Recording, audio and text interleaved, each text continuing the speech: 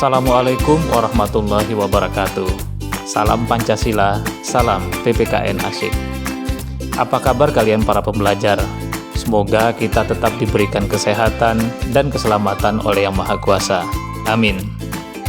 Para pembelajar, pembukaan Undang-Undang Dasar Negara Republik Indonesia tahun 1945 mengandung pokok-pokok pikiran.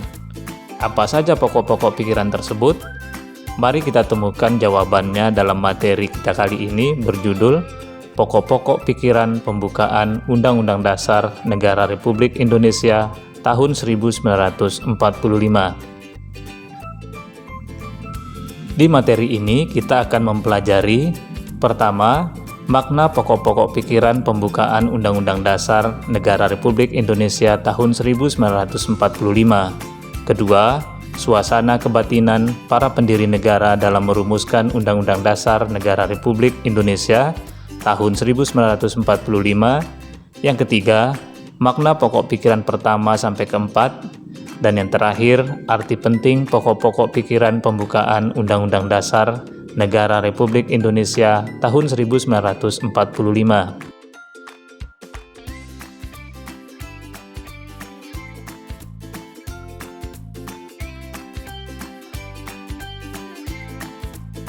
Para pembelajar, mari kita pahami lebih dahulu pengertian pokok-pokok pikiran pembukaan Undang-Undang Dasar Negara Republik Indonesia tahun 1945. Pokok-pokok pikiran pembukaan Undang-Undang Dasar Negara Republik Indonesia tahun 1945 yaitu suasana kebatinan atau semangat dari Undang-Undang Dasar Negara Republik Indonesia tahun 1945 yang menjadi landasan cita-cita hukum di Indonesia, baik itu hukum tertulis maupun tidak tertulis. Sedangkan suasana kebatinan itu sendiri berarti gambaran proses penyusunan teks Undang-Undang Dasar, bagaimana keterangan-keterangannya, serta suasana atau situasi ketika teks itu disusun. Jadi, ketika Undang-Undang Dasar 1945 disusun, suasana kebatinannya meliputi yang pertama, keinginan yang luhur para pendiri negara untuk mendirikan negara Indonesia yang merdeka. Kedua, kemerdekaan negara Indonesia itu harus dibangun di atas persatuan segenap bangsa dan seluruh wilayah. Ketiga, setelah merdeka, hendak mewujudkan keadilan sosial bagi seluruh rakyat Indonesia. Keempat, pendiri negara menginginkan rakyat diposisikan sebagai pihak yang berdaulat atau sebagai asal kekuasaan. Dan yang terakhir, negara yang akan didirikan nanti adalah negara yang didasarkan atas ketuhanan Yang Maha Esa. Suasana kebatinan tersebut tercermin dalam pokok-pokok pikiran pembukaan Undang-Undang Dasar Negara Republik Indonesia tahun 1945 yang terdiri dari pertama, pokok pikiran pertama, kedua, pokok pikiran kedua, ketiga, pokok pikiran ketiga, dan yang keempat, pokok pikiran keempat. Mari kita bahas masing-masing pokok pikiran tersebut. Pokok pikiran pertama pembukaan Undang-Undang Dasar NRI tahun 1945. Pokok pikiran ini berbunyi, negara melindungi segenap bangsa Indonesia dan seluruh tumpah darah Indonesia berdasar atas persatuan. Maknanya adalah negara melindungi bangsa Indonesia dimanapun berada dan seluruh wilayah Indonesia agar aman dari ancaman musuh. Negara mengakui keberadaan semua paham dan golongan dalam bangsa Indonesia. Selain itu, penyelenggara negara dan setiap warga negara wajib mengutamakan kepentingan bangsa dan negara di atas kepentingan pribadi atau golongan. Perwujudan pokok pikiran ini antara lain, pertama, negara melaksanakan vaksinasi massal untuk melindungi rakyat dari penyebaran COVID-19. Kedua, dibentuk TNI dan Kepolisian Republik Indonesia untuk melindungi wilayah dari ancaman musuh dan menjaga keamanan dan ketertiban masyarakat. Ketiga, pemerintah memperbolehkan paham dan golongan tumbuh dalam masyarakat sepanjang tidak bertentangan dengan nilai-nilai Pancasila. Dan perwujudan yang terakhir adalah hidup rukun dengan teman.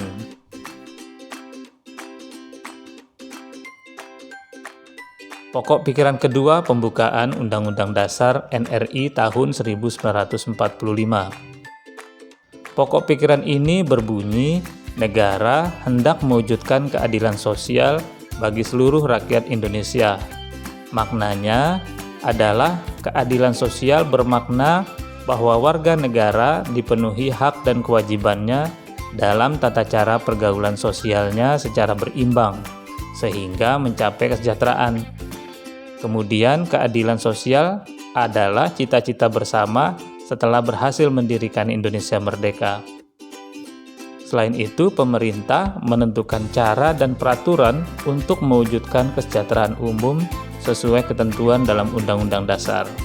Perwujudan pokok pikiran ini antara lain, pertama, negara menjamin kesamaan hak dan kewajiban dalam hukum dan pemerintahan. Misalnya, ditegakkannya hukum kepada siapa saja dan rakyat diberikan hak untuk memilih dan dipilih dalam pemilihan umum. Kedua, pemerintah melaksanakan program tertentu agar rakyat kurang mampu dapat mengikuti tingkat perkembangan ekonomi nasional. Misalnya, program Keluarga Harapan atau disingkat PKH.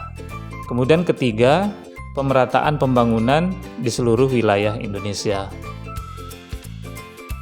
Pokok pikiran ketiga pembukaan Undang-Undang Dasar Negara Republik Indonesia tahun 1945. Pokok pikiran ini berbunyi, negara yang berkedaulatan rakyat berdasar atas kerakyatan dan permusyawaratan perwakilan. Maknanya, Indonesia menyatakan dirinya sebagai negara yang mengakui rakyat sebagai asal mula kekuasaan pemerintah. Penyaluran aspirasi rakyat dilakukan melalui lembaga-lembaga perwakilan seperti MPR, DPR, DPD, DPRD. Dan dalam pengambilan keputusan bersama di lembaga negara dan masyarakat selalu mengedepankan cara musyawarah untuk mencapai mufakat. Perwujudan pokok pikiran ini antara lain, pertama, dilaksanakannya pemilihan umum secara teratur untuk memilih pemimpin, baik presiden, kepala daerah, dan anggota legislatif seperti anggota MPR, DPR, DPD, DPRD. Pemilihan umum ini sebagai wujud pelaksanaan kedaulatan rakyat. Kedua, penyaluran aspirasi rakyat melalui lembaga perwakilan, baik itu di tingkat pusat maupun di daerah. Ketiga, kebijakan yang dibuat harus mengakomodasi kepentingan rakyat. Keempat, memberi masukan dalam sebuah rapat atau musyawarah bersama. Pokok pikiran keempat pembukaan Undang-Undang Dasar Negara Republik Indonesia tahun 1945. Pokok pikiran ini berbunyi, negara berdasar atas ketuhanan yang Maha Esa menurut dasar kemanusiaan yang adil dan beradab.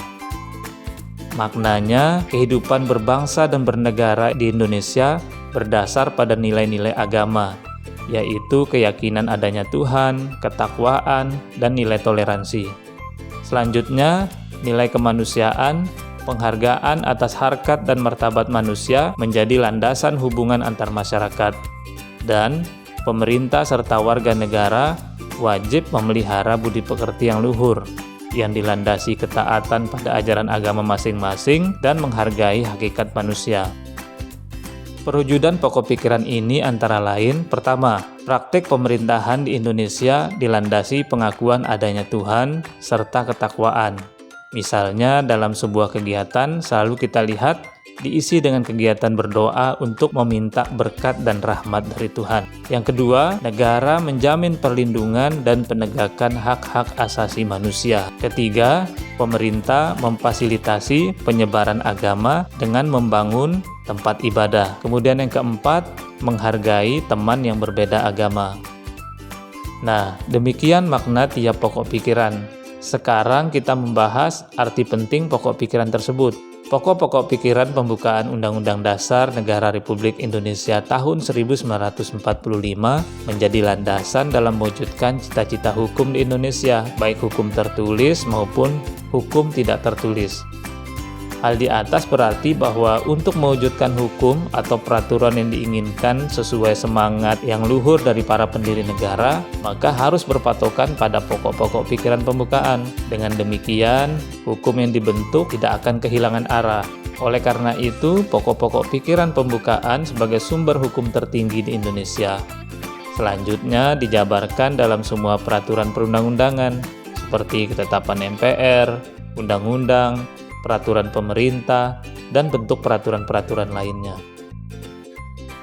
Demikian materi kita kali ini. Kesimpulannya yang dapat ditarik dari materi kali ini adalah pokok-pokok pikiran adalah gambaran semangat dan situasi penyusunan Undang-Undang Dasar 1945 dan pancaran nilai-nilai Pancasila, sehingga menjadi landasan dalam mewujudkan cita-cita hukum di Indonesia. Semoga penjelasan materi kali ini membawa pelajaran bagi kita semua.